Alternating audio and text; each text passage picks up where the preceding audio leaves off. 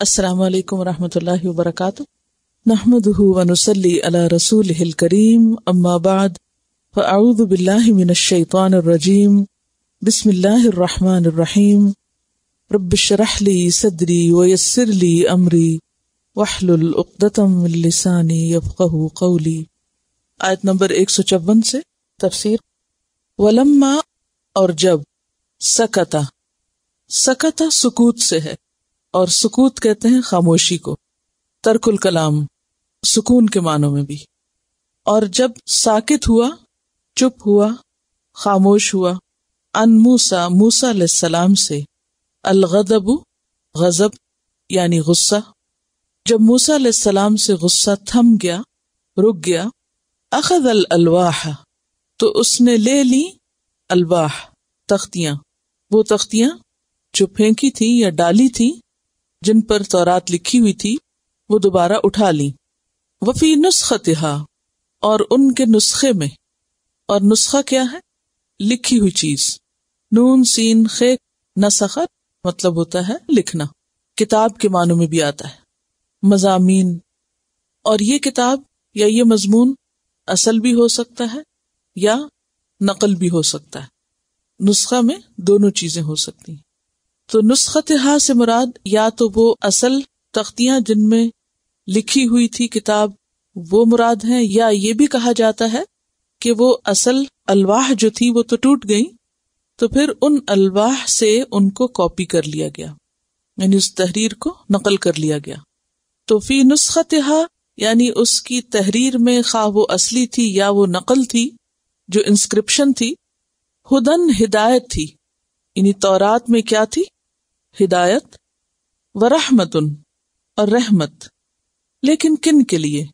للذین، ان لوگوں کے لیے، ہم وہ، لربہم، اپنے رب کے لیے یا اپنے رب سے، یرہبون، وہ ڈرتے ہیں۔ یرہبون کا لفظ رے ہے بے سے ہے، رہبہ ڈرنا، اور شدت خوف کے لیے بھی استعمال ہوتا ہے، یعنی بہت ڈرنا، جو اپنے رب سے بہت ڈرتے ہیں۔ پیچھے ہم پڑھ چکے ہیں کہ موسیٰ علیہ السلام جب واپس آئے کوہ طور سے، اور انہوں نے اپنی قوم کو دیکھا کہ وہ بچھڑے کی عبادت میں مشغول ہو گئی، تو اس پر وہ اپنے بھائی سے ناراض ہوئے اور بہت غصہ کیا۔ لیکن جب بھائی نے وضاحت کی معاملے کی، تو فوراً اپنے لیے اور بھائی کے لیے اللہ تعالیٰ سے دعا مانگنے لگے، اور ان کا غصہ چلا گیا۔ جیسا کہ کل بھی ہم نے پڑھا تھا کہ یہی بندہ مومن کی علامت ہوتی ہے۔ غصہ کئی قسم کا ہوتا ہے، کچھ لوگوں کا غصہ دیر سے آتا ہے، دیر سے جاتا ہے، کچھ لوگوں کو دیر سے غصہ آتا ہے لیکن جلدی چلا جاتا ہے، کچھ لوگوں کو جلدی آتا ہے مگر دیر سے جاتا ہے۔ تو ان میں سے بہتر شکل کون سی ہے؟ جو جلدی آیا اور جلدی چلا گیا۔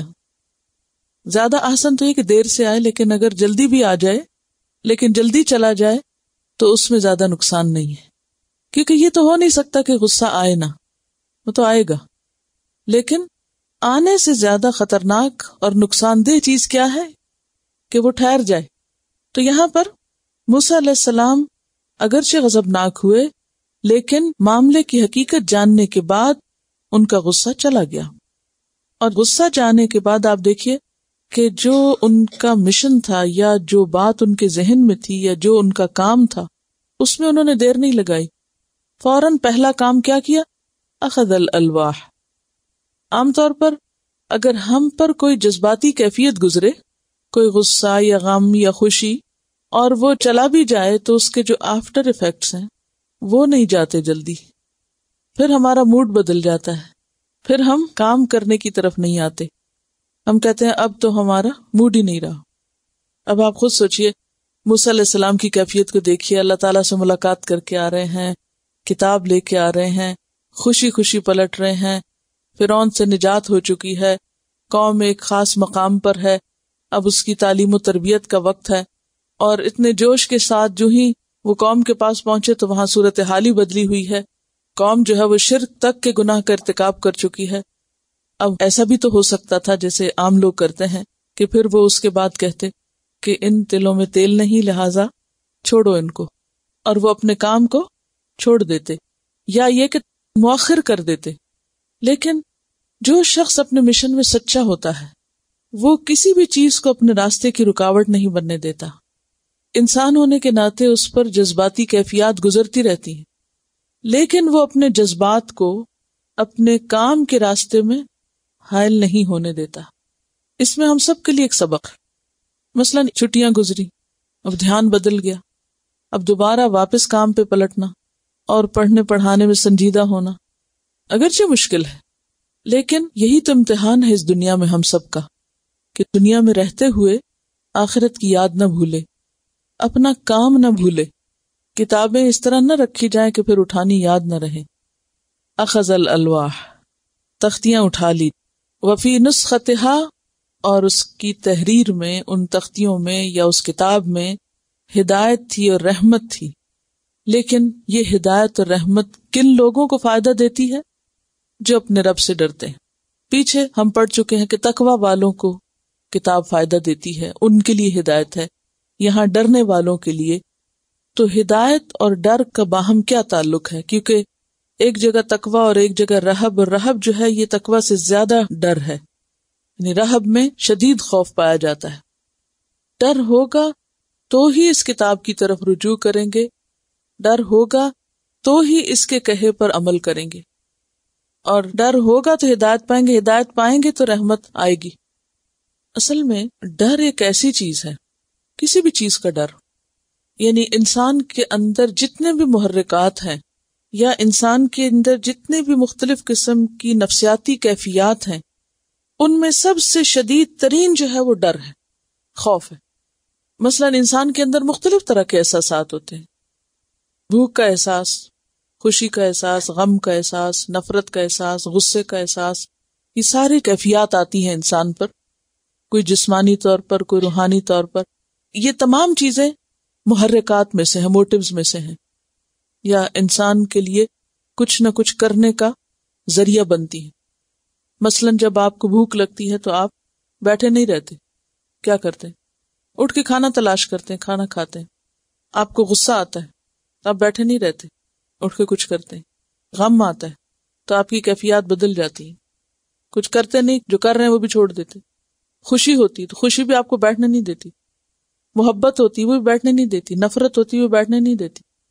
ان سب کیفیات کے بعد انسان کے عمل میں تبدیلی واقع ہو جاتی. لیکن ان سب سے زیادہ جو اسٹرانگ چیز ہے وہ خوف ہے. مثلا آپ دیکھیے کہ اگر آپ کو بھوک لگی تو آپ کس طرح اٹھیں گے؟ ایسے ہی جیسے آپ کو ڈر لگے تو آپ اٹھیں کہیں سے، بھوک لگے تو آرام آرام سے اٹھیں گے. خوشی میں بھی آپ ایک دم اچھل جاتے ہیں اور آپ کی کیفیت بدلتی ہے. اسی طرح غصہ جب آئے کسی پہ، نفرت ہو کسی سے، تو ہمارے ان سب چیزوں کے بعد کچھ ری ایکشنز ہوتے ہیں. لیکن سب سے زیادہ شدید ری ایکشن ڈر کی وجہ سے ہوتا ہے. مثلاً اگر آپ کو بھوک لگی بھی ہے تو آپ اپنی جگہ سے اٹھنے میں ذرا ٹائم لگائیں گے، لیکن اگر کسی وقت یہ خیال ہے کچھ گرنے لگا اوپر سے تو کیسے اٹھیں گے؟ ایک لمحہ نہیں لگائیں گے، سب بھول جائیں گے. اس لیے آپ دیکھیے کہ اللہ کی محبت سے بھی انسان اطاعت کرتا ہے، انسان کو فکر ہوتی ہے، بہت سی اور چیزیں ہوتی، لیکن جب انسان کے دل میں اللہ کا حقیقی ڈر آتا ہے تو پھر انسان بیٹھ نہیں سکتا، پھر انسان سستی نہیں دکھا سکتا، پھر انسان اپنے حال پہ نہیں رہتا، پھر انسان سنی انسنی نہیں کرتا، پھر لازماً انسان کا رویہ بدلتا ہے، لازماً انسان کا عمل بدلتا ہے. اور جب بدلتا ہے تو پھر اللہ کی رحمت آتی ہے. ہدم و رحمت للذین ہم لربہم یرہبون.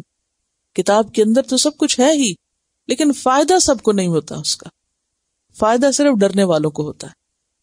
کیونکہ ڈر اور خوف انسان کے دل اور دماغ کے ان حصوں کو بھی جا کے کھول دیتا ہے جو عام حالات میں سوئے پڑے ہوتے ہیں. وَاخْتَارَ مُوسَىٰ قَوْمَهُ 70 رَجُلًا لِمِيقَاتِنَا. وَاخْتَارَ، اور چن لیا، موسیٰ علیہ السلام نے 70 رجلاً 70 آدمیوں کو، لِمِيقَاتِنَا ہماری ملاقات کے لیے، مقرر وقت اور مقرر میعاد کے لیے. یہ کون لوگ تھے جن کو موسیٰ علیہ السلام نے چنا تھا اور کیوں چنا تھا؟ اس کی کئی وجوہات بتائی جاتی ہیں. ایک رائے تو یہ ہے کہ جب موسیٰ علیہ السلام نے اپنی قوم کے لوگوں کو آ کر تورات کے احکام سنائے تو انہوں نے کہا کہ ہم کیسے یقین کر لیں. یعنی پیچھے گزرا نا کہ اخذ الالواح، اب وہ الواح اٹھائیں اور لوگوں کو بتانا شروع کیا کہ اللہ تعالیٰ ان سے کیا چاہتے ہیں. جب بتانا شروع کیا تو قوم نے کیا کہا، ہم کیسے مانیں کہ واقعی تم یہ سب کچھ اللہ کی طرف سے لے کر آئے ہو، اور یہ اللہ کا پیغام ہے اور اللہ کا کلام ہے اور اللہ ہی کی طرف سے نازل کیا ہوا ہے. اچھا ہمیں بھی ساتھ لے چلو جہاں سے تم یہ لائے ہو. اب ساری قوم کو تو نہیں لے جایا جا سکتا تھا، تو اس پر کیا کیا گیا، 70 لوگ ان 12 قبائل میں سے منتخب کیے گئے، چن لیے گئے، اور موسیٰ علیہ السلام انہیں لے کر کوہ طور پہ گئے. وہاں موسیٰ علیہ السلام اللہ تعالیٰ سے ہم کلام ہوئے، یا اللہ تعالیٰ نے موسیٰ علیہ السلام سے بات کی. اس بات کو ان لوگوں نے بھی سنا، یعنی اس کلام کو سنا، لیکن اس کے باوجود نہ مانے. کہنے لگے، سورۃ البقرہ آیت 55 میں آپ پڑھ چکے ہیں، وَإِذْ قُلْتُمْ يَا مُوسَىٰ لَن نُّؤْمِنَ لَكَ حَتَّىٰ نَرَى اللَّهَ جَهْرَةً فَأَخَذَتْكُمُ الصَّاعِقَةُ وَأَنْتُمْ تَنظُرُونَ. اور جب تم نے کہا اے موسیٰ ہم ہرگز نہیں مانیں گے جب تک کہ ہم اللہ تعالیٰ کو سامنے نہ دیکھ لیں. وہاں پہنچ کر انہوں نے اللہ کو دیکھنے کا مطالبہ کر دیا. فَأَخَذَتْكُمُ الصَّاعِقَةُ، تو وہاں کیا آتا ہے، صاعقہ نے ان کو پکڑ لیا. اور یہاں پر کیا آتا ہے، فَلَمَّا أَخَذَتْهُمُ الرَّجْفَةُ، پھر جب پکڑ لیا ان کو زلزلے نے. تو دونوں روایات تھوڑی فرق ہیں. تو اب دیکھیے کہ یہ بھی ہو سکتا ہے کہ زلزلہ بھی ہو اور صاعقہ بھی ہو، یعنی کڑک بھی ہو، گرج بھی ہو اور اس کے ساتھ زلزلہ بھی ہو. تو آگے پھر ہم دیکھتے ہیں کہ کیا ہوا. لیکن ایک اور وجہ بھی بتائی جاتی ہے ان لوگوں کے کوہ طور پہ جانے کی، یعنی 70 لوگوں کے جانے کی. اور وہ کیا ہے کہ یہ وہ 70 لوگ تھے جو اپنی قوم کی طرف سے توبہ کرنے کے لیے موسیٰ علیہ السلام کے ساتھ کوہ طور پر گئے تھے، اور انہوں نے معذرت کی تھی، اپنے قصور کا اعتراف کیا. یعنی بچڑے کی عبادت کے جرم کے لیے توبہ کرنے کو گئے تھے. اور کہا جاتا ہے یہ وہ لوگ تھے جنہوں نے بچڑے کی عبادت نہیں کی تھی، لیکن لوگوں کو اس سے روکا نہیں تھا.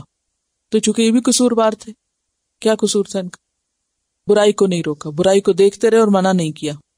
تو اب یہ کیا کرنے گئے، پھر وہاں توبہ کرنے گئے، اپنی طرف سے بھی اور اپنی قوم کی طرف سے بھی. اور بعض روایات میں یہ آتا ہے کہ اس کی کوئی خاص وجہ نہیں تھی، بس ویسے ہی یہ اللہ کو یاد کرنے کے لیے اور اللہ کا ذکر کرنے کے لیے اور دعائیں کرنے کے لیے وہاں پر گئے تھے.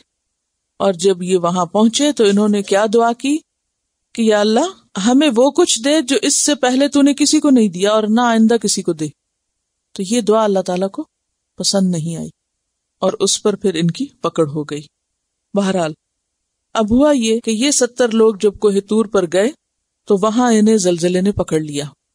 قالا، کہا، کس نے، موسیٰ علیہ السلام نے، ربی، اے میرے رب، لو شئت، اگر تو چاہتا، اہلکتہم، ہلاک کر دیتا تو ان کو، من قبل، اس سے پہلے، یعنی فرعون کے ہاتھوں مارے جاتے ہی یا سمندر میں ہی ڈوب جاتے، آپ چاہتے تو اس سے پہلے ہی ان کی پکڑ کر لیتے. وَإِيَّایَ، اور مجھ کو بھی، أَتُهْلِكُنَا، کیا تو ہلاک کرے گا ہم کو، یا تو ہلاک کرنا چاہتا ہے ہمیں، بما، بوجہ اس کے جو، فعل السفہاء منا، کیا بے وقوفوں نے ہم میں سے، یعنی بعض بے وقوف لوگ جو ہمارے ساتھ تھے ان میں سے جو مطالبہ انہوں نے کیا اس کی وجہ سے تو نے سب کو مار دیا. تو اس سے یہ پتہ چلتا ہے کہ انہوں نے کوئی مطالبہ کیا تھا یا کوئی ایسا کام کیا تھا جس پر ان کی پکڑ ہوئی تھی. سمجھ آئی؟ کیا کہا تھا موسیٰ علیہ السلام نے، اتہلکنا، کیا تو ہمیں ہلاک کرتا ہے یا تو نے ہمیں ہلاک کر دیا، کیوں، بما، بوجہ اس کے جو، فعلا، کیا، السفہاء منا، ہم میں سے بے وقوفوں نے. تو ہم میں سے کون ہیں یہ؟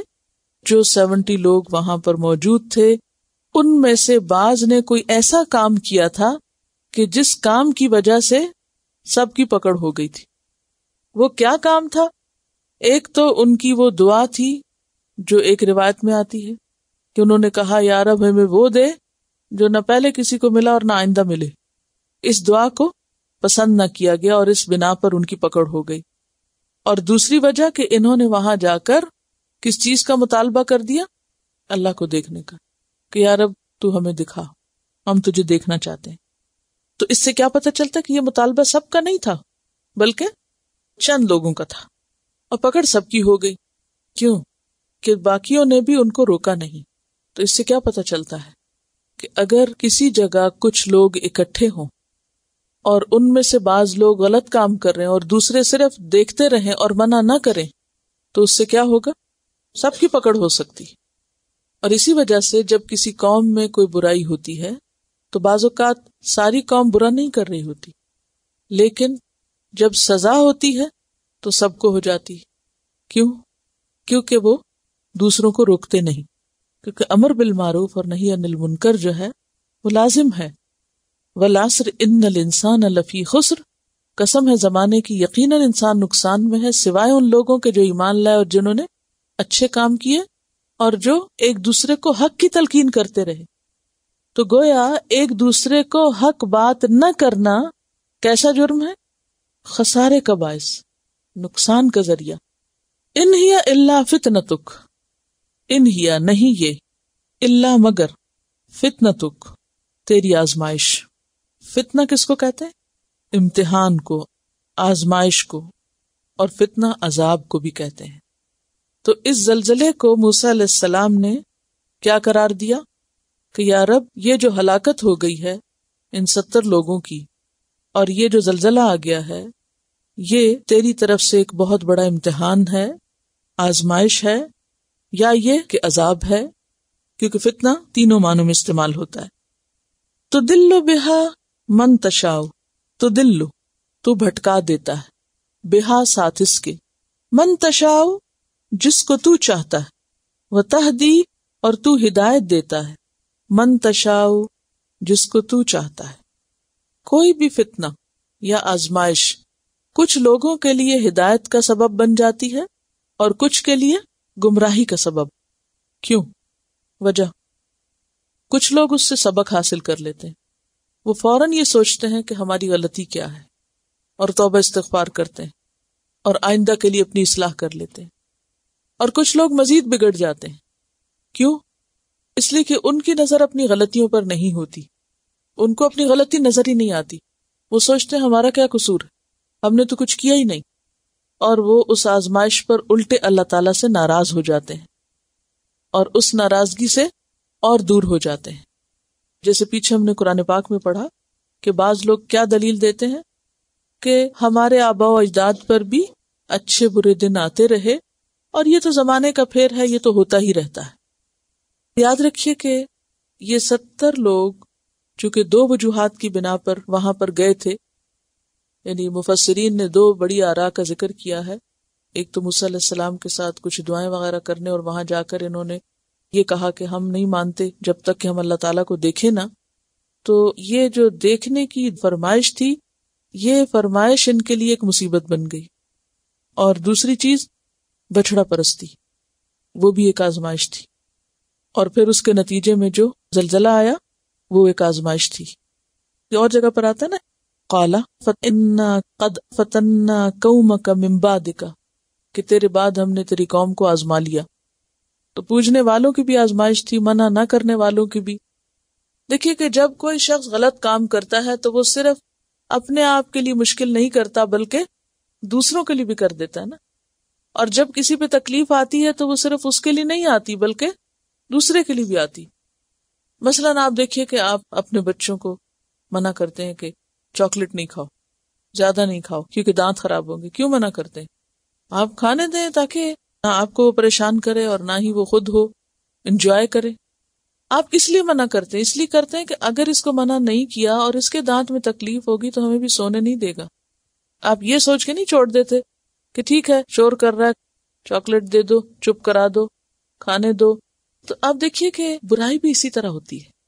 جب کوئی شخص غلط کام کر رہا ہوتا ہے تو ہم یہ سوچ کے اس کو نہیں چھوڑ سکتے کہ کرنے دو، کرتا رہے، مصروف رہے، وہ اپنا کام کرے ہم اپنا کریں. نہیں، کیونکہ اگر وہ غلط کرے گا تو اس کا نتیجہ یا وبال یا اس کے جو اثرات ہوں گے وہ صرف اس تک نہیں رہیں گے، وہ آپ کو بھی پہنچیں گے. آپ بھی ڈائریکٹلی یا انڈائریکٹلی اس میں انوالو ہو جائیں گے.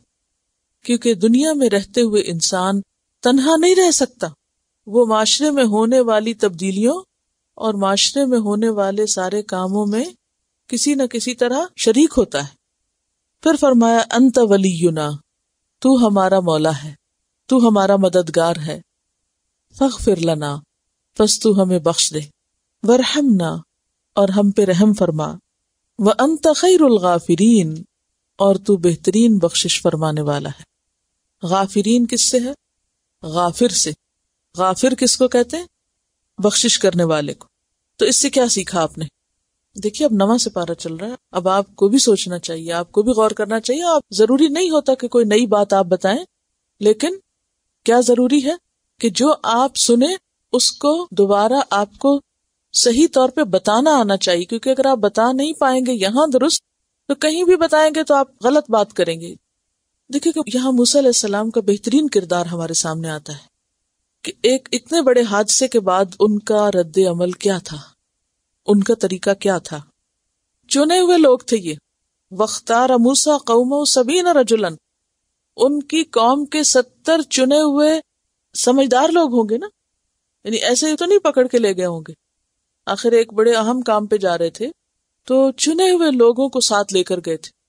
وہ چنے ہوئے لوگ جو وہاں گئے وہ سارے کے سارے اس زلزلے میں ختم ہو گئے۔ تو موسیٰ علیہ السلام نے اس موقع پر کیا رد عمل ظاہر کیا، کیسے پیش آئے، کیسے ساری سچویشن کو دیکھا؟ کہا کہ رب لو شئت اہلکتہم من قبل وإیایا اتہلکنا بما فعل السفہاء منا ان ہی الا فتنتک تدل بہا من تشاء وتہدی من تشاء انت ولینا فاغفر لنا وارحمنا وانت خیر الغافرین۔ یہ ہے بندہ مومن کا تجزیہ کسی بھی مصیبت اور آفت کے وقت۔ اس میں آپ دیکھیے کہ انہوں نے اللہ تعالیٰ سے شکوہ نہیں کیا، انہوں نے اس بات کو تسلیم کیا کہ ہاں ہماری غلطی ہے۔ اتہلکنا بما فعل السفہاء منا، یہ اعتراف ہے نا۔ اور پھر کیا کہا، ان ہی الا فتنتک، کہ یا رب یہ تو بہت بڑا امتحان ہے، بہت بڑی آزمائش ہے۔ کس طرح انالائز کیا؟ تو دل بہا من تشاء، تیرے ہر کام میں حکمت ہے، ہر حادثے میں اور ہر واقعے میں ایک حکمت ہے، تو اس کے ذریعے لوگوں کا امتحان لیتا ہے، کچھ کو اس مصیبت کے ذریعے اپنے اور قریب کر لیتا ہے اور کچھ کو اور بھٹکا دیتا ہے، دور کر دیتا ہے۔ اور یہ اجتماعی حادثوں میں بھی اور انفرادی حادثوں میں بھی، انفرادی تکلیفوں میں بھی، جب کوئی شخص کسی مصیبت سے دوچار ہوتا ہے یا تو وہ آزمائش اس کی ہدایت کا ذریعہ بن جاتی ہے یا پھر اس کے دور جانے کا۔ کیونکہ ہوتا یہ کہ جب کوئی پریشانی آتی ہے نا انسان پر تو شیطان اس کے دل میں طرح طرح کے وسوسے ڈالتا ہے اور اس کو فوراً اللہ تعالیٰ سے بدگمان کرنے لگتا ہے، اور فوراً اس کے دل میں یہ خیال ڈالتا ہے کہ دیکھو تم نے اتنے اچھے اچھے کام کیے تھے اور اس موقع پر اللہ نے تمہیں نہیں بچایا تو کیا فائدہ ہوا تمہاری ساری نیکیوں کا، تمہیں کیا ملا؟ تو اس کا مطلب یہ ہے کہ اب آئندہ کچھ کرنے کی ضرورت نہیں۔ یعنی ہر مصیبت ایک ایسا امتحان ہوتی ہے کہ جس میں سے انسان تپ کے یا تو اور نکھر جاتا ہے اور اس کو اللہ کا قرب حاصل ہو جاتا ہے، یا پھر وہ اور پیچھے چلا جاتا ہے۔ بہت نازک وقت ہوتا ہے امتحان، یعنی اس کو آزمائش قرار دینے کے بعد فوراً معافی مانگنے پہ آ گئے کہ یا رب تو ہمیں معاف کر دے، فاغفر لنا ورحمنا وانت خیر الغافرین۔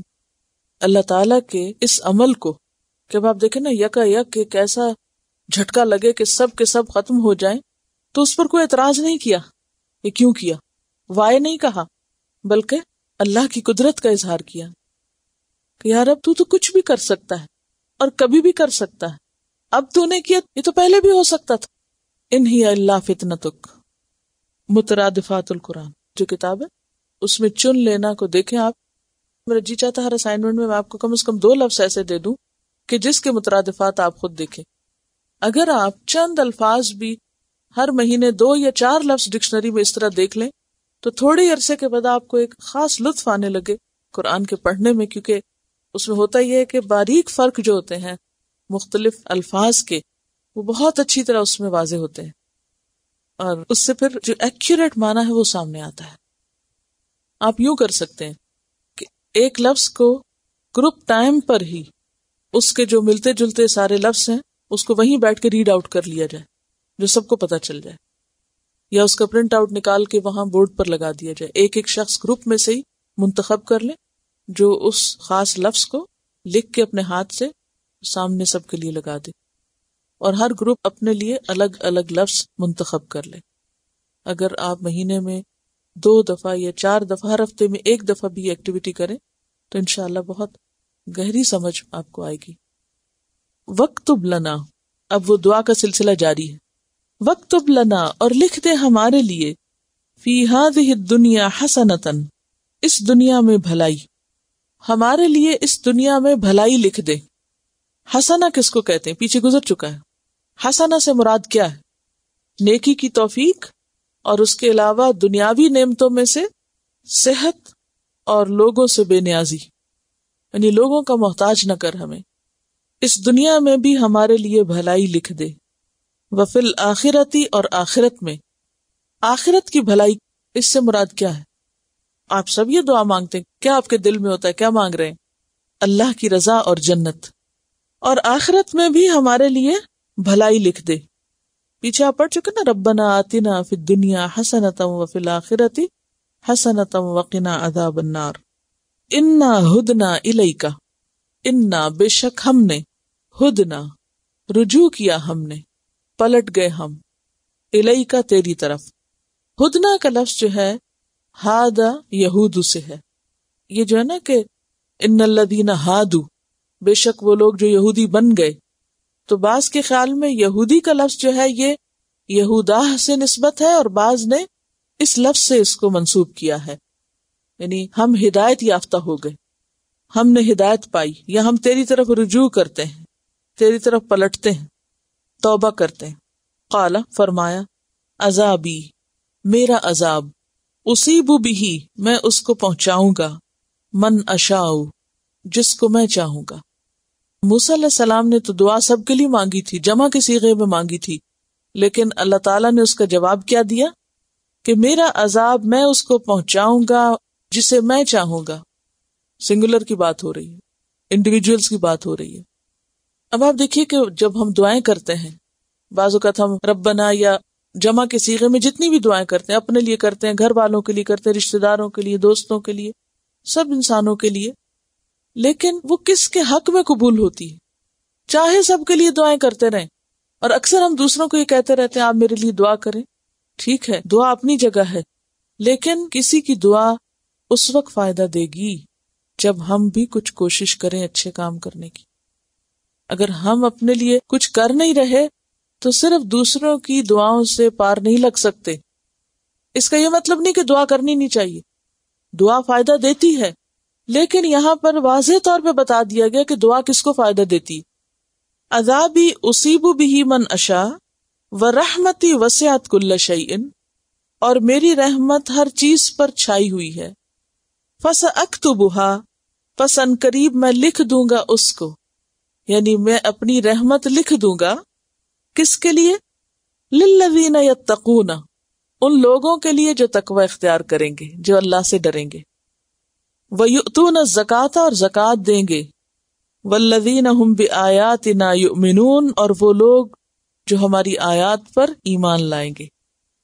تو اس سے کیا پتہ چلتا ہے کہ اللہ کی رحمت تو عام ہے، بہت ہے، وسیع ہے، جیسے کہ سورۃ الانعام میں آپ نے پڑھا آیت 54، كَتَبَ رَبُّكُمْ عَلَى نَفْسِهِ الرَّحْمَةَ، سورۃ غافر آیت 7 میں آتا ہے رَبَّنَا وَسِعْتَ كُلَّ شَيْءٍ رَحْمَةً وَعِلْمًا، سورۃ الکہف آیت 58 میں آتا ہے وَرَبُّكَ الْغَفُورُ ذُو الرَّحْمَةِ لَوْ يُؤَاخِذُهُم بِمَا كَسَبُوا لَعَجَّلَ لَهُمُ الْعَذَابَ۔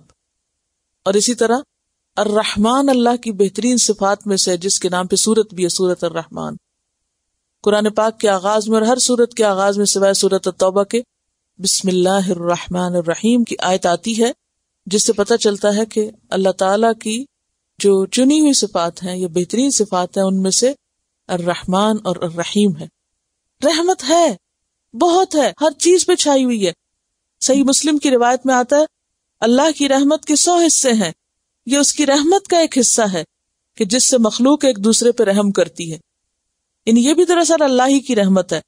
اور وحشی جانور اپنے بچوں پہ شفقت کرتے ہیں، یعنی ان کو کھا نہیں جاتے، اور اس نے اپنی رحمت کے 99 حصے اپنے پاس رکھے ہوئے ہیں، ایک حصہ دنیا میں اتارا ہوا ہے۔ تو رحمت تو موجود ہے، لیکن رحمت ہے کس کے لیے؟ اس کے لیے شرط لگا دی گئی کہ جو اللہ سے ڈرتے ہوں. یہ ڈر لوگوں کے لیے نہیں ہے کہ جن کو خدا کا کچھ خوف نہ ہو، جن کے دل میں اس کی کوئی یاد نہ ہو، احساس ہی نہ ہو، غافل ہوں. تقوی اور غفلت دو مختلف چیزیں. تقوی رکھنے والا انسان کانشیس ہوتا ہے، حساس ہوتا ہے، محتاط ہوتا ہے، جاگتا ہوتا ہے، اور غافل انسان بے پرواہ اور بے فکر ہوتا ہے. تو اللہ کی رحمت پانے کے لیے سب سے پہلی شرط اور صفت انسان کے اندر کیا ہونی چاہیے؟ تقوی. اور دوسری صفت وَيُؤْتُونَ الزَّكَاةَ، وہ زکوٰۃ دیتے ہیں. نماز کا ذکر نہیں آیا، زکوٰۃ کی بات کیوں آئی؟ یعنی اللہ کی رحمت اس کو ملے گی جو دوسروں کو اس کا حق دینے والا ہوگا. یہ دینے والوں کو ملے گی. رحمت لینا چاہتے ہو تو کیا کرو؟ دینے والے بنو. کیونکہ زکوٰۃ کی ادائیگی عام طور پر لوگوں پہ بڑی بھاری ہوتی ہے، مختلف ہیلے بہانوں سے وہ بچنے کی کوشش کرتے ہیں. تو ہم سب اپنا اپنا جائزہ لیں کہ کہیں ہماری زکوٰۃ میں سے کچھ رہتا تو نہیں پچھلے سالوں میں سے یا موجودہ سالوں میں سے. کیونکہ زکوٰۃ کا دینا کس چیز کا سبب ہے؟ اللہ کی رحمت حاصل کرنے کا سبب ہے. ایسے لوگوں پہ اللہ کی رحمتیں ہوتی ہیں. اور زکوٰۃ کا روکنا جو ہے اللہ کو ناراض کرنے والی چیز ہے. کہتے ہیں کہ جو قوم زکوٰۃ روکتی ہے اللہ تعالیٰ اس سے بارش روک دیتا ہے، اور اگر رن چرن نہ ہو تو پانی کا ایک قطرہ نہ برسے. بارش بھی کیا ہے؟ دراصل اللہ کی رحمت ہے. تو زکوٰۃ خوشی سے دینی چاہیے اور کبھی بھی اس کو اپنے اوپر بوجھ نہیں سمجھنا چاہیے. وَيُؤْتُونَ الزَّكَاةَ، اور وہ زکوٰۃ دیتے ہیں. اور ویسے بھی زکوٰۃ کا دینا جو ہے وہ مال کو پاک کر دیتا ہے، اور جس مال میں زکوٰۃ کا مال مل جائے، شامل ہو جائے، وہ اصل کو بھی برباد کر دیتا ہے، اصل کو بھی ضائع کر دیتا ہے. والذین، اور وہ لوگ، ہم وہ، بآیاتنا یؤمنون، ہماری آیات پر ایمان رکھتے ہیں. اور آیات میں یہاں شرعی آیات مراد ہیں، یعنی جو بھی ہمارے باقی احکامات ہیں ان کو بھی مانتے ہیں. تو شروع میں خاص چیز کا ذکر. پہلی چیز جو ہے وہ انسان کے اندر کی کیفیت تقوی، دوسری چیز مال سے متعلق کیونکہ وَإِنَّهُ لِحُبِّ الْخَيْرِ لَشَدِيدٌ، اور تیسری چیز عمومی بات ہے، یعنی ساری باتوں کو وہ قبول کرتے ہیں. تو اس آیت سے کیا سیکھا آپ نے؟ اس میں آپ دیکھیے کہ جب بھی میں آپ سے پوچھتی ہوں نا کہ آیت کا مطلب کیا ہے یا آیت سے آپ کیا سیکھتے ہیں، تو آیت کے ایک حصے پر ہی توجہ نہ رکھا کریں، آن دا ہول ذرا سا اس کو دیکھا کریں کہ پوری آیت میں کیا بات ہے. کہ موسیٰ علیہ السلام اللہ کے پیغمبر ہیں اور اللہ کے بڑے پیارے پیغمبر ہیں. کسی بھی عام انسان کے مقابلے میں پیغمبر کی دعا زیادہ سنی جاتی ہے یا نہیں؟ کیونکہ پیغمبر معصوم ہوتے ہیں، گناہوں سے پاک ہوتے ہیں، اللہ کی خاص رحمتیں ہوتی ہیں ان پر. وہ دعا مانگ رہے ہیں، اور کس موقع پہ مانگ رہے ہیں؟ کہ ظاہر ہے جب زلزلہ آیا ہوگا اور وہ لوگ ختم ہوئے ہوں گے، کیا کیفیت ہوگی؟ ایک خوف بھی ہوگا اور ایک فکر کی اور ایک پوری توجہ کی. یعنی عام حالات میں بھی انسان دعا مانگتا ہے، لیکن اگر کوئی مردہ سامنے پڑا ہوا تو پھر کیسی دعائیں نکلتی ہیں؟ بہت دل سے نکلتی ہیں نا. یہ جب کوئی آفت آتی ہے، کوئی پریشانی ہوتی ہے تو انسان اور زیادہ خشوع سے دعا مانگتا ہے. انہوں نے دعا مانگی اور بہت اچھی طرح دعا مانگی اور پھر سب کی طرف سے مانگی، لیکن اللہ تعالیٰ نے فیصلہ کیا سنایا؟ قال عذابی، عذاب سے شروع کیا. عذابی اصیب بہ من اشاء ورحمتی وسعت کل شیء فسأکتبها للذین یتقون ویؤتون الزکاة والذین هم بآیاتنا یؤمنون. رحمت چاہتے ہو، یہ شرائط پوری کر دو. الذین یتبعون الرسول النبی الامی، الذین وہ لوگ، کون لوگ جن پہ میری رحمت ہوگی، یعنی اللہ کی رحمت. وہ کون ہے؟ یتبعون، جو پیروی کرتے ہیں، اتباع کرتے ہیں. کس کا؟ الرسول، رسول کا. النبی، یا نبی کا. رسول کا لفظ رسالت سے اور نبی کا لفظ نبوت سے یا نبأ سے. نبوت کہتے ہیں بلند چیز کو، نبوہ بلند، اونچی، یا نبأ بڑی خبر. اور نبی کا اصطلاحی معنی کیا ہوتا ہے؟ اللہ تعالی کی طرف سے جس پر وحی ہو اور اللہ اس کو اپنے کام کے لیے، لوگوں تک پیغام پہنچانے کے لیے چن لے. نبی کا لفظ یا تو نبوت سے ہے اور نبوہ کہتے ہیں بلند چیز کو. تو نبوت عام انسانوں کے مقابلے میں بلند مقام ہے. نمبر 2 نبأ سے، اور نبأ کہتے ہیں بڑی خبر کو. اور پھر نبی کون ہے؟ خبر دینے والا. کس کی؟ جو باتیں وحی کے ذریعے اس کو پہنچائی جائیں ان کو وہ اللہ کے حکم سے آگے پہنچا دے. الامی، امی کا لفظ سے نکلا ہے، وہ شخص جو لکھنا پڑھنا نہ جانے. نبی صلی اللہ علیہ وسلم نے اپنے بارے میں فرمایا انا امۃ امیۃ، بے شک ہم امی لوگ ہیں. لا نکتب ولا نحسب، نہ ہم لکھنا جانتے ہیں نہ حساب کرنا جانتے ہیں. یہ بخاری کی روایت ہے. تو اس سے کیا پتہ چلتا ہے کہ امی کا معنی کیا ہے؟ جو لکھنا پڑھنا نہ جانے. عام لوگوں کے لیے لکھنا پڑھنا نہ جاننا ایک عیب ہے، یعنی یہ کوئی پسندیدہ صفت نہیں ہے عام لوگوں کے لیے، کہ کسی شخص کے بارے میں اگر یہ پتہ چلے نہ اسے لکھنا آتا نہ پڑھنا آتا ہے تو یہ اس کی تعریف نہیں. لیکن کیا بات ہے کہ یہاں نبی صلی اللہ علیہ وسلم کے لیے الامی کا لفظ بطور تعریف آ رہا ہے، کیونکہ آپ لکھنا پڑھنا نہ جاننے کے باوجود سب کی ہدایت کا ذریعہ تھے. وما ارسلناک الا رحمۃ للعالمین، کیونکہ آپ کو جو علم ملا وہ عام لوگوں کے طریقے سے نہیں ملا. عام لوگ دنیا کے استادوں سے، اسکولوں سے، مختلف جگہوں سے سیکھتے ہیں، لیکن آپ کو سکھانے والا براہ راست اللہ سبحانہ وتعالی ہے. اور اس میں ایک خاص حکمت تھی کہ آپ کو نہ پڑھنا لکھنا آئے، تاکہ آپ کے ذریعے پہ جو تعلیم ہو وہ ایک طرح سے معجزہ بھی قرار پائے، اور وہ لوگوں کے لیے ایک حجت ہو کہ وہ اللہ ہی کی طرف سے ہے. ایک ایسا شخص جس کا اپنا ذاتی علم کچھ بھی نہیں، وہ لوگوں کو اگر سکھا پڑھا رہا ہے تو وہ اللہ کے دیے سے عطا کر رہا ہے. الذی، وہ جو، یجدونہ، وہ پاتے ہیں اس کو، وجد یجد، وجود اسی سے ہے، مکتوباً، لکھا ہوا. کتب یکتب سے مفعول کے وزن پر مکتوب، لکھی ہوئی چیز، یعنی آپ کا نام لکھا ہوا پاتے ہیں. عندہم، اپنے پاس. کہاں؟ فی التوراۃ والانجیل، تورات میں بھی اور انجیل میں بھی. اور آپ جانتے ہیں کہ آپ کے بارے میں پچھلی کتابوں میں بہت سی پیشن گوئیاں ملتی ہیں.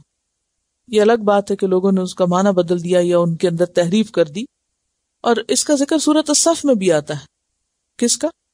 مکتوباً عندہم فی التوراۃ والانجیل. سورۃ الصف میں آتا ہے مصدقا لما بین یدی من التوراۃ ومبشرا برسول یأتی من بعد اسمہ احمد. وہ پیغمبر کیا کرے گا؟ یأمرہم بالمعروف وینہاہم عن المنکر، وہ حکم دے گا ان کو معروف کا اور روکے گا ان کو منکر سے، یا حکم دیتا ہے ان کو معروف کا اور روکتا ہے ان کو منکر سے. یعنی یہ آپ کی خوبی ہے، آپ کی صفت ہے جو کہاں لکھی ہوئی ہے؟ تورات میں اور انجیل میں. وَيُحِلُّ لَهُمُ الطَّيِّبَاتِ، اور حلال کرے گا ان کے لیے پاکیزہ چیزیں. وَيُحَرِّمُ عَلَيْهِمُ الْخَبَائِثَ، اور حرام کرے گا ان پر خبائث، خبیث چیزیں. خبیث کس کو کہتے ہیں؟ ناپاک کو. خبیث 2 قسم کا ہوتا ہے، ایک خبیث لذاتی ہی ہوتا ہے اور ایک خبیث لکسب ہی ہوتا ہے. خبیث لذاتی ہی کون سا ہوتا ہے؟ جس کی ذات ہی خبیث ہو، مثلا گلی سڑی چیزیں، مردار، خون. اور لکسب ہی کیا ہے؟ کہ جو کمائی حرام کی ہو یا ناپاک ہو، جیسے سود کی آمدنی ہے یا شراب کی آمدنی ہے وغیرہ وغیرہ. تو آپ نے آ کر طیبات کو حلال کیا اور خبائث کو حرام کر دیا. قرآن پاک میں آتا ہے نا کلوا من طیبات ما رزقناکم، سورۃ البقرہ کی آیت 57 میں، پھر 172 میں، پھر اور سورتوں میں بھی. اور کیا کرتا ہے؟ وَيَدَعُ، وَدَعَ يَدَعُ کا مطلب ہوتا ہے رکھ دینا، اتار دینا. وَيَدَعُ عَنْهُمْ، اور رکھ دیتا ہے ان سے، یعنی اتار دیتا ہے ان سے کیا چیز؟ اسرہم، ان کا بوجھ، بھاری بوجھ. مراد ہے یہاں سخت احکامات جو پچھلی امتوں کو دیے گئے تھے، وہ آ کر نبی صلی اللہ علیہ وسلم نے منسوخ کر دیے اللہ کے حکم سے. وہ کون سے بھاری بوجھ تھے؟ اگر کپڑے پر پیشاب کی چھینٹیں پڑ جائیں تو دھو کے پاک نہیں ہو سکتا، اس کو کاٹنا ہی پڑے گا. کپڑے کے ناپاک حصے کو یا ناپاکی لگ جانے سے کپڑے کو کاٹ دیا جاتا تھا. اسی طرح مال غنیمت ان کے لیے حلال نہیں تھا، اسے جلا دیا جاتا تھا، استعمال نہیں کرنے دیا جاتا تھا. اسی طرح حائضہ عورت کا شوہر کے ساتھ رہنا یا گھر میں رہنا اور کھانا پینا اور میل ملاپ جو تھا وہ درست نہیں مانا جاتا تھا۔ اسی طرح قصاص میں جان کے بدلے جان ہی تھی، دیت یا معافی نہیں تھی۔ تو یہ بھاری بوجھ تھے یا سخت احکامات تھے جو پچھلی امتوں کو دیے گئے، تو نبی صلی اللہ علیہ وسلم نے آ کے ان کو منسوخ کیا۔ آپ صلی اللہ علیہ وسلم نے اپنے بارے میں فرمایا بعثت بالحنیفیۃ السمحۃ السہلۃ، میں بھیجا گیا ہوں حنیفیہ یعنی دین حنیف کے ساتھ جو آسان ہے، سہل ہے، والاغلال، اور وہ طوق، اغلال جو ہے یہ غل کی جمع ہے، ایک غل بھی ہوتا ہے، غل فرق ہے، یہ غل ہے، جیسے آپ شور و غل کہتے ہیں نا، تو غل کا معنی ہوتا ہے طوق یا ہتھ کڑی یا زنجیریں جن سے لوگوں کو باندھا جاتا ہے، والاغلال التی کانت علیہم، اور وہ طوق جو ان پر ڈالے ہوئے تھے یا ان کے اوپر تھے۔ اس سے مراد کیا ہے؟ سخت پابندیاں۔ ہتھ کڑی کیا کرتی؟ انسان کے ہاتھ باندھ دیتی۔ زنجیر کیا کرتی؟ انسان کو باندھ دیتی۔ طوق کیا کرتا ہے؟ انسان کے گلے کو بند کر دیتا ہے۔ تو اغلال سے مراد یہاں حسی اغلال نہیں ہے، بلکہ مانوی طور پر استعمال ہوا ہے کہ وہ پابندیاں جو ان پر لگائی گئی تھی ان کو آ کے نبی صلی اللہ علیہ وسلم نے ان سے ہٹا دیا۔ فالذین آمنوا بہ، پس وہ لوگ جو آپ پر ایمان لائے، وعزروہ، اور آپ کو تقویت دی یا آپ کی تعظیم کی، دو معنی ہیں۔ عزرو، عزرہ کا ایک معنی ہے قوت دینا اور دوسرا معنی ہوتا ہے تعظیم اور تکریم کرنا، جو عبداللہ بن عباس نے کیا۔ تو صحابہ کرام نے کیا کیا؟ آپ کی مدد کی، آپ کو قوت پہنچائی اور آپ کی تعظیم بھی کی۔ وَنَصَرُوهُ، اور آپ کی مدد کی۔ وَاتَّبَعُوا النُّورَ، اور انہوں نے پیروی کی نور کی، اور نور سے مراد یہاں قرآن مجید۔ الَّذِي أُنزِلَ مَعَهُ، وہ جو آپ کے ساتھ اتارا گیا تھا۔ کیا اتارا گیا تھا آپ کے ساتھ؟ قرآن مجید۔ اولئک، یہی لوگ، ہم المفلحون، وہ فلاح پانے والے ہیں، کامیاب ہونے والے ہیں۔ اس آیت میں کون ہے الذین؟ بنی اسرائیل کی طرف اشارہ ہے جن کا ذکر پیچھے ہو رہا تھا، اور صرف وہ نہیں بلکہ وہ سارے لوگ جو آپ کی پیروی کریں۔ فَسَأَكْتُبُهَا لِلَّذِينَ يَتَّقُونَ وَيُؤْتُونَ الزَّكَاةَ وَالَّذِينَ هُمْ بِآيَاتِنَا يُؤْمِنُونَ الَّذِينَ يَتَّبِعُونَ الرَّسُولَ النَّبِيَّ الْأُمِّيَّ، یہ وہ لوگ ہیں جن پر اللہ کی رحمت ہوگی۔ تو اللہ کی رحمت پانے والے لوگوں کی طرف اشارہ ہے، خواہ وہ بنی اسرائیل میں سے ہوں یا پھر صحابہ کرام میں سے ہوں یا کوئی بھی ہو جن کے اندر یہ صفات پائی جائیں۔ عام ہے یہ حکم۔ تو الذین اگرچہ پیچھے کے ساتھ کنیکٹڈ ہے، لیکن حکم عام ہے ہر اس شخص کے لیے جو کیا کرے؟ رسول کی پیروی کرے۔ اور یہاں آپ کو رسول اور نبی دونوں ہی کہا گیا ہے۔ اشارہ ہے کس کی طرف؟ محمد صلی اللہ علیہ وسلم کی طرف۔ اور آپ کی کیا صفت یہاں بیان ہوئی ہے؟ امی، کہ آپ لکھنا پڑھنا نہیں جانتے تھے۔ اور مزید کیا صفت ہے؟ کہ الذی یجدونہ مکتوبا عندہم فی التوراۃ والانجیل، کہ یہ نبی ان کے لیے کوئی نیا نہیں، پیچھے آ چکا ہے۔ یعرفونہ کما یعرفون ابناءہم، وہ آپ کو اس طرح پہچانتے ہیں جیسے اپنے بیٹوں کو پہچانتے ہیں۔ اور آپ صلی اللہ علیہ وسلم کی جو صفات تورات اور انجیل میں ہیں وہ کیا ہیں؟ یأمرہم بالمعروف وینہاہم عن المنکر۔ اس کے بارے میں بخاری کی ایک روایت آتی ہے کہ ہرقل کون تھا؟ رومن کنگ تھا۔ شہنشاہ روم نے جب ابو سفیان کو بلا کے چند سوالات پوچھے تھے آپ صلی اللہ علیہ وسلم کے بارے میں، تو ان میں سے ایک سوال یہ بھی تھا کہ وہ نبی کیسی باتوں کا حکم دیتا ہے، وہ تمہیں کیا کرنے کو کہتا ہے، کیا کہتا ہے کیا کرو؟ تو ابو سفیان نے، حالانکہ وہ اس وقت ایمان نہیں لائے تھے، یہ کہا تھا کہ وہ ہمیں فلاں اور فلاں اچھی بات کرنے کا حکم دیتا ہے، یعنی اچھے کام کرنے کو کہتا ہے، اور فلاں فلاں برائی سے روکتا ہے۔ تو ہرقل نے کہا تھا کہ انبیاء ایسے ہی ہوا کرتے ہیں، یعنی یہ آپ کی نبوت کی نشانی تھی۔ وہ ایک کرسچن کنگ تھا۔ جب اس کو پتا چلا کہ عربوں میں جو پیغمبر مبعوث ہوا ہے وہ یأمرہم بالمعروف وینہاہم عن المنکر کرتا ہے، تو وہ فوراً پہچان گیا کہ یہ سچا نبی ہے۔ کس بنیاد پر؟ اسے کیسے پتا چلا؟ پچھلی کتابوں میں جو کچھ لکھا تھا اور اس کے علاوہ باقی انبیاء بھی یہی کچھ کرتے رہے۔ بعض روایات میں آپ صلی اللہ علیہ وسلم کی جو صفات پتہ چلتی ہیں کہ وہ کن کن خوبیوں کے مالک ہوں گے، ان میں خاص طور پر آپ کا سخت مزاج نہ ہونا، یہ خوبی آپ کی پتہ چلتی ہے کہ محمد صلی اللہ علیہ وسلم اللہ کے منتخب بندے اور رسول ہیں، نہ سخت مزاج ہیں، نہ بےہودہ گو، نہ بازاروں میں شور کرنے والے۔ بخاری میں بھی ایک حدیث آتی جس میں آپ کی یہ صفات پتہ چلتی کہ تورات میں آپ کے بارے میں یہ سب کچھ بتایا گیا ہے، اور اس میں آپ دیکھیے خاص طور پر بےہودہ گوئی نہیں اور بازاروں میں شور کرنے والے نہیں، بدی کا بدلہ بدی سے نہیں دیتے بلکہ معاف فرما دیتے ہیں، درگزر کرتے ہیں۔ آپ کی ولادت مکہ میں اور ہجرت طیبہ میں ہوگی، آپ کی امت حمادین ہوگی، یعنی اللہ کا شکر ادا کرنے والی۔ وہ نبی ہر بلندی پہ چڑھتے وقت تکبیر کہے گا، آفتاب کے سایوں پہ نظر رکھیں گے، یعنی نمازوں کے اوقات معلوم کرنے کے لیے۔ بہرحال اس کے علاوہ بھی کچھ اور خوبیاں بتائی گئی ہیں، لیکن یہاں جن خوبیوں کا ذکر کیا گیا وہ سر فہرست امر بالمعروف اور نہی عن المنکر، طیبات کو حلال کرنا اور خبائث کو حرام کرنا، اور سخت احکامات کو ابالش کرنا اور سخت پابندیوں کو دور کرنا ہے۔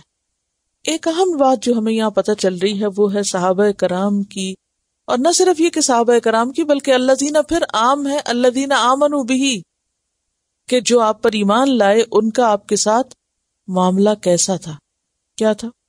عزروہ ونصروہ، اتباع کے ساتھ ساتھ عزروہ ونصروہ، صحابہ نے نبی صلی اللہ علیہ وسلم کے ساتھ کس طرح عزروہ اور نصروہ کا معاملہ کیا، اور جب وہ چاہتے تھے ان کو کسی بھی مہم پہ لے جانا تو آپ کی کوئی اسٹینڈنگ آرمی نہیں تھی، اصحاب صفہ ہی آپ کے ساتھ چلتے تھے۔ میرا سوال یہ ہے کہ عزروہ کی عملی تصویر یا عملی مثال کیا ہوگی کہ صحابہ کرام نے آپ کو قوت بھی دی اور آپ کی تعظیم بھی کی، کیونکہ عزروہ کے دو معنی ہیں۔ اس میں آپ دیکھیے کہ حضرت ابوبکر صدیق رضی اللہ تعالی عنہ کی مثال ہمیں تاریخ میں ملتی ہے کہ جب وہ آپ کی مجلس میں ہوتے اور بات کرتے تو بات کرنے کا انداز اتنا دھیما ہوتا تھا، اتنا ادب والا ہوتا تھا کہ گویا کوئی راز کی بات آپ سے کہہ رہے ہوں۔ راز کی بات کیسے کی جاتی؟ اس میں انسان بہت لاؤڈ نہیں ہوتا، یعنی لاؤڈ نہیں ہوتے تھے۔ جب آپ صلی اللہ علیہ وسلم ان سے کوئی سوال پوچھتے تو کیا جواب دیتے؟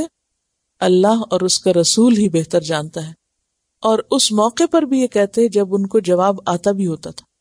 سورۃ حجرات میں صحابہ کرام کو خاص طور پر یہ کہا گیا کہ تم اپنی آوازوں کو رسول کے سامنے پست رکھو، اور جس طرح تم ایک دوسرے کو پکارتے ہو اس طرح رسول کو مت پکارو۔ پھر اسی طرح حضرت عمر فاروق رضی اللہ تعالیٰ عنہ کا بھی یہی حال ہے۔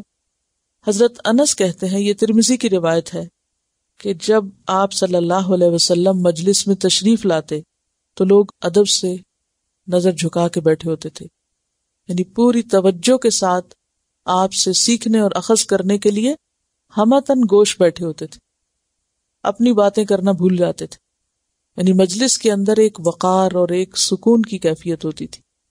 الزرو کا معنی ہے آپ کی تعظیم کیسے کرتے تھے، ان کے آگے نہیں بڑھتے تھے۔ عروہ بن مسعود کے بارے میں جانتے ہیں آپ، جس کو کفار نے جاسوس بنا کے بھیجا تھا کہ یہ لوگ کرتے کیا ہیں، اندر کے حال معلوم کرنے کے لیے، اور اس نے واپس جا کے کیا کہا تھا مکہ؟ وہ کہتے ہیں کہ اس نے صحابہ کرام کو پروانہ وار آپ پہ گرتا ہوا دیکھا، یعنی فدا ہوتے ہوئے دیکھا، اور یہ کہا کہ میں کیسر و کسرا کے درباروں میں بھی گیا ہوں، میں نے بادشاہوں کی محفلیں دیکھی ہیں، نجاشی سے بھی ملا ہوں، مگر جو حال میں نے اصحاب محمد کا دیکھا ہے وہ کہیں نہیں دیکھا۔ میرا خیال یہ ہے کہ تم لوگ ان کے مقابلے میں ہرگز کامیاب نہ ہوگے، یعنی ان کا آپس کا تعلق اور ان کا اپنے نبی کے ساتھ تعلق اتنا بہترین ہے کہ تم ایسے لوگوں کو ناکام نہیں کر سکتے، ان کے مقابلے میں غالب نہیں آ سکتے۔ حضرت مغیرہ بن شعبہ کی روایت ہے کہ جب آپ گھر میں تشریف فرما ہوتے تو صحابہ باہر سے آواز دے کے آپ کو نہیں بلاتے تھے، اس کو وہ بے ادبی سمجھتے تھے، یعنی چیخ چلا کے آپ کو پیچھے سے پکارتے نہیں تھے، گھر کے اندر سے بھی آواز نہیں دیتے تھے۔ دروازے پر دستک صرف ناخن سے دیتے تھے، یعنی دروازہ صرف ناخن سے نوک کرتے تھے تاکہ زیادہ کھڑکا اور شور نہ ہو۔ اسی طرح آپ کی وفات کے بعد بھی صحابہ کرام کا، تابعین کا اور بعد کے لوگوں کا معمول تھا کہ مسجد نبوی میں بھی بلند آواز سے بات نہیں کرتے تھے، ادب اور احترام کے ساتھ بات کرتے، حتیٰ کہ کوئی وعظ و تقریر بھی بلند آواز سے نہیں کرتے تھے، یعنی شور مچا مچا کے اور اونچی اونچی آواز میں نہیں۔ اور اکثر صحابہ کا حال یہ تھا کہ جب مسجد نبوی میں ہوتے اور آپ کا نام آتا تو رونے لگ جاتے تھے۔ اور حضرت بلال کے بارے میں آتا ہے نا کہ وہ بے ہوش ہو گئے تھے کیونکہ اذان نہیں دیتے تھے، لوگوں نے مجبور کیا کہ دیں آپ، لیکن اس کو برداشت نہیں کر سکے۔ تو ویسے بھی آپ دیکھیے کہ ہمارے دین میں ادب اور احترام اور تعظیم جو ہے وہ اس دین کا اخلاق ہے، اس دین کی نمایاں خصوصیت ہے کہ اس میں بڑوں کا ادب اور بڑوں کا احترام، خواہ وہ عمر میں بڑے ہوں، رتبے میں بڑے ہوں، رشتے میں بڑے ہوں، علم میں بڑے ہوں، ان کا ادب اور احترام لازم ہے۔ اور ادب اور احترام میں کون کون سی چیزیں آتی؟ بات کرتے وقت لاؤڈ نہ ہو، انسان بہت چیخ چلا کے نہ بولے۔ اسی طرح نام لے کے نہ پکارے، نام لے کے پکارنا جو ہے وہ ادب کے خلاف ہوتا ہے۔ اسی طرح شور نہ کرے، یعنی بڑوں کی محفل میں بعض اوقات ایسا ہوتا ہے نا، ماں باپ بیٹھے ہیں، بڑے بیٹھے ہیں گھر میں، اور اب بچوں کو ہم نے ایسا ادب تمیز سکھایا، ان کو پرواہ نہیں ہوتی کہ کوئی بڑا بیٹھا ہے یا چھوٹا، کوئی مہمان گھر میں آئے ہیں یا کیا ہو رہا ہے، اول تو پاس بیٹھیں گے نہیں، اور اگر بیٹھیں گے تو اپنی ہی باتوں میں شور ہنگامہ، یا پھر جا کے ٹی وی لگائیں گے تو وہ بھی اتنا شور اور اتنا ہنگامہ کہ اس بات کی کوئی تمیز نہیں، کوئی ادب نہیں، کوئی احترام نہیں کہ کوئی بڑا گھر میں موجود ہے یا کوئی بڑا آیا ہے، یا گھر میں اگر بزرگ ہیں وہ انہوں نے بلایا ہے تو فوراً حاضر ہوں یا جواب دیں۔ اور ہم اس سب کو کیا سمجھتے کہ نہیں، آج کے بچے بہت سمارٹ ہو گئے ہیں، بہت ان میں کانفیڈنس ہے اور وہ بہت ہی آؤٹ سپوکن ہے، اور یہ چونکہ اس دور کا یا اس ماحول کا اثر ہے، اور ماں باپ الٹا خوش ہو رہے ہوتے ہیں اس ساری بدتمیزی پر۔ افسوس تو یہ، ہمیں چاہیے تھا کہ ہم ان کو اسلامک ویلیوز سکھاتے اور دینی تہذیب سکھاتے۔ ہم غیروں کی تہذیب سے متاثر ہو گئے اور اس کو اتنا اپریشیٹ کرنے لگے کہ ان کی یہ ساری باتیں سر پہ چڑھا لی، اور یہی وجہ ہے کہ آج ماں باپ بچوں سے ڈرنے لگے، کیونکہ ہم نے دین چھوڑا نا، تو اللہ کی تائید ہم سے دور ہو گئی۔ تو جو کچھ ہمارے دین نے ہمیں سکھایا ہے اس میں بہت خیر ہے، وہ کسی بھی طرح حقیر یا کمتر نہیں ہے۔ اب آپ کا جب نام لیا جائے تو اس کے ساتھ دروشی پڑھا جائے۔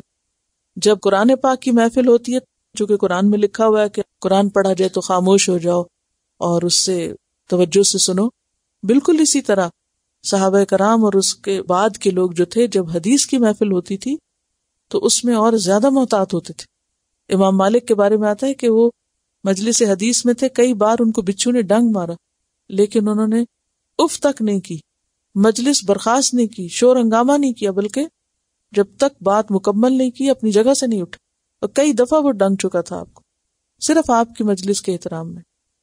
اور اس کے بعد پوری ایک تاریخ ہے کہ کس طرح بعد میں جو لوگ سکھاتے تھے وہ بھی آپ صلی اللہ علیہ وسلم کا نام لیتے ہوئے کس طرح ادب اور احترام سے کام لیتے تھے، اور ان مجلسوں میں کتنا ادب اور احترام ہوتا تھا۔ آج آپ دیکھیں علم کی مجلس کی کوئی قدر اور اہمیت ہی نہیں رہی، جس کا جی چاہے اٹھ جائے، جس کا جو جی چاہے کرے، بیچ میں فون سن لے، بیچ میں ادھر ادھر دیکھ لے، کچھ بھی کر لے۔ تو یہ اصل میں کسی انسان کا احترام اس وقت نہیں ہوتا، بلکہ ان باتوں کا اور اس علم کا اور اس کلام کا احترام ہوتا ہے، کیونکہ ظاہر ہے کہ اب اللہ کے رسول صلی اللہ علیہ وسلم ہم میں موجود نہیں ہیں، تو ہمارے پاس وہ جو کچھ چھوڑ کے گئے ہیں اس کا احترام لازم ہے۔ جب کسی کو کوئی حدیث سنائی جائے تو وہ فوراً جھٹ سے یہ نہ کہہ دے کہ اچھا مجھے تو سمجھ ہی نہیں آتی، مجھے تو اس میں کوئی سینس نظر نہیں آتی، مجھے تو کوئی لاجک نظر نہیں آتی، یہ آج کے دور میں چل ہی نہیں سکتی۔ یہ سب بے احترامی اور بے ادبی کی باتیں۔ اور اگر کوئی چیز سمجھ نہ بھی آئے تو صحابہ کرام کیا کرتے تھے؟ یہ کبھی کہتے سنا آپ نے کسی کو کہ کسی صحابی نے آپ کے سامنے یا کسی بھی طرح باہر محفل سے نکل کے یہ کہا ہو کہ ہمیں تو آپ کی باتوں میں کوئی سینس نظر نہیں آتی؟ یہ صرف منافق ایسی باتیں کرتے تھے، سچے مومن کبھی بھی نہیں کرتے تھے۔ کبھی کسی نے یہ کہا نبی صلی اللہ علیہ وسلم کی بات سن کے کہ آپ کیا باتیں کرتے ہیں، ہمیں تو بہت مشکل لگتی ہے یا ہم کر ہی نہیں سکتے؟ کبھی کسی نے نہیں کہا، بلکہ ہمیشہ جب آپ کچھ بتاتے تو کتنا بھی مشکل ہوتا تو کیا کہتے تھے صحابہ کرام؟ آمنا و صدقنا، لبیک کہتے تھے۔ کہ جو آپ نے کہہ دیا وہ ہم نے مان لیا، یہی ایمان ہے. اور آج ہم میں یہ اخلاق ختم ہو گیا، اسی لیے ہم پر دینی اور اخلاقی زوال آ چکا ہے. قرآن پاک کی ایک آیت بہت سخت ہے کہ وہ لوگ جو رسول کی مخالفت کریں کیا وہ اس بات سے ڈرتے نہیں کہ اللہ تعالیٰ ان کو کسی فتنے میں مبتلا کر دے. مجھے بعض اوقات تو حیرت ہوتی ہے کہ لوگ پھر اپنے آپ کو مسلمان کہتے کیوں ہیں، یہ کیا مجبوری ہے؟ اگر آپ کو اللہ تعالیٰ کی قدر نہیں، اللہ تعالیٰ خود قرآن پاک میں فرماتے ہیں وما قدر اللہ حق قدری، انہوں نے اللہ کی قدر ہی نہیں کی جیسے قدر کرنی چاہیے تھی، حق پہچانا ہی نہیں. کیونکہ جس چیز کی قدر ہوتی ہے پھر اس سے بے نیازی نہیں ہوتی، غفلت نہیں ہوتی، اس کی طرف پوری توجہ ہوتی ہے، اس کی بات کی اہمیت دی جاتی ہے. آج اللہ کی باتوں کی اہمیت ہی نہیں رہے گی ہمارے. اور پھر اسی طرح اللہ کے رسول صلی اللہ علیہ وسلم کی شان میں کھلے عام لوگ گستاخیاں کرتے پھرتے ہیں اور پھر کہتے ہیں ہم بہت اچھے مسلمان ہیں. تو دنیا میں آپ دیکھیے کہ مختلف قوموں کے جو امتیازی علامات اور شعار ہوتے ہیں، مثلا جھنڈا ہے کسی قوم کا، اگر کوئی کسی قوم کے جھنڈے کو نیچے پھینکے تو کیا کیا جاتا ہے اس کے ساتھ؟ اس پہ بغاوت کا مقدمہ چلتا ہے، اس کی سزا ہے. حالانکہ کوئی کہے بھی کیا ہے، کپڑا ہی تو ہے نا، جھنڈا کیا ہے، کپڑا ہے، تو نیچے رکھ دیا یا پھینک دیا یا کاٹ دیا یا پھاڑ دیا تو کیا ہوا؟ نہیں، وہ اس وقت کپڑا نہیں ہے، وہ ایک علامت ہے، وہ ایک نشان ہے ایک قوم کا، اس لیے وہ قابل احترام ہے. تو اسی طرح ہمارے دین میں بھی کچھ چیزیں جو ہیں وہ شاعر ہیں، قابل احترام ہیں. آپ دیکھیے کہ فی زمانہ ہمارے اندر قرآن کا احترام بھی نہیں رہا، جہاں جی چاہ رکھ دیا، پاؤں میں رکھ دیا، کچھ کر لیا. پھر اگر کہا جائے تو کہتے ہیں کہ وہ عرب میں بھی تو یہی کرتے ہیں، اور وہ حرم میں تو لوگ پاؤں کے پاس رکھ دیتے ہیں، جوتوں پہ رکھ دیتے ہیں. بھی وہ نہ سمجھ ہے، آپ کو بھی نہ سمجھ ہونا. کوئی صاحب علم اور کوئی شعور رکھنے والا شخص یہ سب نہیں کر سکتا، اور نہ ہی ہمیں کسی کی دیکھا دیکھی کوئی چیز اختیار کرنی چاہیے جب تک کہ اس کے پیچھے کوئی دلیل نہ ہو. یہ کتاب عام کتابوں کی طرح نہیں ہے. اسی طرح اللہ کے رسول صلی اللہ علیہ وسلم کی باتیں بھی عام باتیں نہیں ہیں، آپ کی ذات اور آپ کا مقام عام لوگوں جیسا نہیں ہے. اور پھر اس کے بعد جو بھی اس علم کے وارث ہوں، جو بھی اس علم کو پہنچانے والے ہوں، سب کا درجہ بدرجہ اسی طرح احترام کرنا چاہیے. سوال یہ پیدا ہوتا ہے کہ خصوصی طور پر اس چیز کو رحمت کا سبب کیوں بتایا گیا؟ کیونکہ یہ پیچھے رحمت کی بات سے یہ سب چل رہا ہے کہ ان لوگوں پر اللہ کی رحمت ہوئی جو آپ پر ایمان لائے اور آپ کی انہوں نے مدد کی، آپ کی تعظیم کی اور آپ کو قوت دی، اور اس نور کی پیروی کی جو آپ کے ساتھ اتارا گیا، یعنی قرآن مجید کی پیروی کی. وہ سب اللہ کی رحمت کے مستحق قرار پائے، یا اللہ نے ایسے لوگوں کے لیے اپنی رحمت کی. تو اس کی کیا وجہ ہے؟ اس کو رحمت کے ساتھ کیوں منسلک کیا گیا ہے، یا تعظیم اور مدد اور ادب اور یہ ساری چیزیں کیوں امپورٹنٹ ہیں؟ وجہ کیا ہے؟ یہ چیزیں انسان کو عمل پر ابھارتی اور عمل آسان کرتی. اسی لیے نبی صلی اللہ علیہ وسلم کی محبت ایمان کا حصہ رکھی گئی، کیونکہ محبت بھی ایک ایسا موٹیویشنل فیکٹر ہوتا ہے کہ جس سے محبت ہو اس کی بات فوراً انسان مانتا ہے، مشکل بھی ہو تو انسان خوشی سے مانتا ہے. تو جس کا ادب یا احترام ہو تو عموماً کیا ہوتا ہے، ویسے اگر آپ کا دل نہیں بھی کرتا کسی کی بات ماننے کو، ماں باپ کی بہت سی باتیں ایسی ہوتی ہیں کہ جو ہمیں بعض اوقات نہیں اچھی لگتی، بہت مشکل لگتی، لیکن ہم کیوں مان لیتے ہیں؟ یا محبت ہوتی ہے، یا ادب ہوتا ہے، یا احترام ہوتا ہے. اور پھر یہاں تو اللہ کا حکم ہے، تو اس میں اللہ کی رحمت پانے کے لیے جہاں پیچھے ہم نے کچھ باتیں پڑھی وہاں اس میں یہ چیز بھی شامل ہے. اور اسی لیے ہم دیکھتے ہیں کہ صحابہ کرام جو تھے اگرچہ دنیاوی اعتبار سے، معاشی اعتبار سے، فائنینشلی کو بہت مضبوط لوگ نہیں تھے، لیکن اللہ کی نگاہ میں اور دنیاوی اعتبار سے بھی آپ دیکھیں کیسی کیسی انہیں زبردست کامیابیاں ہوئیں جو آج ہم میں سے کسی کے نصیب میں نہیں. کس طرح کیسر و کسرا کو مغلوب کیا، کہاں کہاں تک پہنچے، یہ سب کس وجہ سے تھا ہم سب جانتے. اور ایک جنگ احد میں وہ تھوڑی سی بھول ہوئی تھی تو ناکام ہوئے. تو ہم سب کو اس پر غور کرنے کی ضرورت ہے اور دین کی اس سنت کو زندہ کرنے کی ضرورت ہے کہ ہم اللہ کی کتاب اور اللہ کے رسول صلی اللہ علیہ وسلم اور آپ کی باتوں کا اور اس ساری تعلیم کا احترام کریں. اور پھر آخر میں کیا فرمایا؟